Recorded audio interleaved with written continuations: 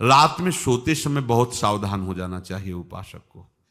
वैसे तो हर समय सावधान, पर सोते समय ऐसे सावधान होना चाहिए जैसे मृत्यु के समय योगी जन अपने सारे इंद्रियों को समेट लेते हैं और अपने स्वरूप में, अपने प्रीतम के स्वरूप में लगा देते हैं। तुम रोज शयन के समय ऐसा अनुभव करो, मैं नींद में जा रहा हूं या मृत्यु में जा रहा हूं, इसमें कोई फर्क नहीं पड़ता। पता नहीं आंख खुले कि ना खुले। कितने ऐसे हैं कि सोते ही रह गए। आप अब बेहोशी की हालत में जा रहे हैं, नींद में जा रहे हैं, तो एक समय रखो कि आप अपनी शैया पर इतने समय ही जाएंगे।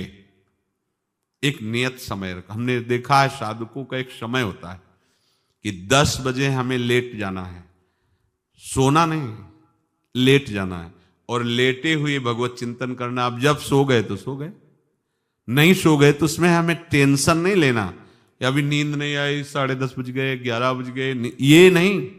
आंख मूंदी, मंत्राकार वृत्ति, तो बिना नींद की गोली के सो जाओगे। यह है ऐसा, भजन में मन लगाओ सो जाओगे। जिनको नींद ना आती हो उनके लिए सही दवा है, आप नींद का चिंतन न करके प्रभु का चिंतन करने लगो। देख लेना आप कब सो गए पता नहीं चले। और अगर सौभाग्य से नींद ना आई तो नींद में जो इंद्रियों को पुष्टता मिलती है वो होता है संसार का विस्मरण। नींद में खास बात क्या होती है कि संसार का चिंतन छूट जाता है, फिर वो मस्त हो जाता है। उसमें जो ऊर्जा शक्ति वो जागृत होती, संसार के चिंतन से ऊर्जा शक्ति नष्ट होती। तो 4 घंटे 5 घंटे संसार के चिंतन से रहित पड़ा रहा सुषुप्ति में, तो उसे ऊर्जा शक्ति फिर आ गई। और अगर 4-5 घंटे आप प्रभु के चिंतन में रहे तो संसार का चिंतन छूटा, आनंद सिंधु का चिंतन हुआ। तो ये नहीं होगा कि आज रात्रि सोया नहीं तो बहुत टेंशन है, परेशानी, ऐसा नहीं होगा। भीष्म जी आज्ञा करते हैं रात्रौ च कृष्णम। ये बहुत सावधानी की बात, प्रायः इस सावधानी में नहीं रहा जाता। बचपन से सदगुरुदेव भगवान ने यही शिक्षा दी थी, गुरु कृपा से ऐसे उपदेश मिले थे। सोते समय कोई वार्ता नहीं, कोई अन्य चिंतन नहीं, चुपचाप अपने मन को हटाकर केवल इष्टमय करो।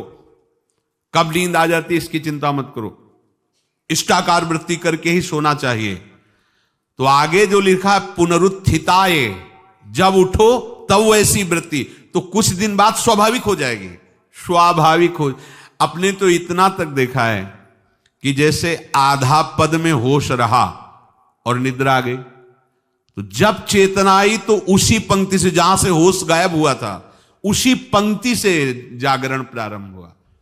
ऐसा ही जब ऑपरेशन के समय बेहोश किया गया था तो उनसे कहा था हमें बता देना कुछ मिनट पे, तो उनका हाँ लगाने वाले इंजेक्शन और कुछ ही सेकंड में इसका असर, बस। तो जो पद चलाया था, जब होश आया था तो वही पद चल रहा था, मतलब बेहोशी में वो पद अपना अधिकार किए हुए था। ऐसे नींद भी तुम्हारी भजन हो जाएगी, समाधि हो जाएगी, यदि आप सोते समय प्रभु का चिंतन करेंगे। बहुत ही सावधानी की बात है। यदि इस जन्म में परम लाभ लेना चाहते हो तो इस श्लोक को अपना जीवन बनाओ। कृष्ण व्रताः, हमारा जीवन का एक ही व्रत है कि हम अपने प्रीतम का भजन नहीं छोड़ेंगे, अखंड भजन। हमें ये नहीं देखना कि उपांशु मानसी को इसमें कितने गुना, हमें गुना बुना नहीं देखना। हमें अपने प्रभु को बोलना नहीं। भजन में मन नहीं लग रहा, पद गा रहे हैं, जोर जोर से चिल्ला रहे हैं, नाम कीर्तन, हमें अपने प्रभु से जुड़े रहना है। कृष्ण व्रताः, कृष्ण मनुस्मरन्तो, हमारा निरंतर स्मरण चले, बस ये प्रयास रखना है। जब निरंतर स्मरण की बात कह दी तो फिर आगे कुछ कहना नहीं चाहिए, पर खास बात इसीलिए कहा जाता है कि आप समझ जाओ। रात्रौ च, जब कोई भी ब्रह्मचारी, कोई भी उपासक, कोई भी बैरागी त्यागी महात्मा सोते समय सावधान हो गया तो उसकी रात्रि बहुत गलत जाएगी। खास जब आप सैया पे शयन करते उस समय असावधानी हुई तो विकार छा जाएगा, ध्यान रखना। आपका चिंतन गलत हो जाएगा, आपकी चेष्टा गलत हो जाएगी, जागृत में ना सही तो स्वप्न में। आप सावधान उस समय जरूर रहिए और उतना ही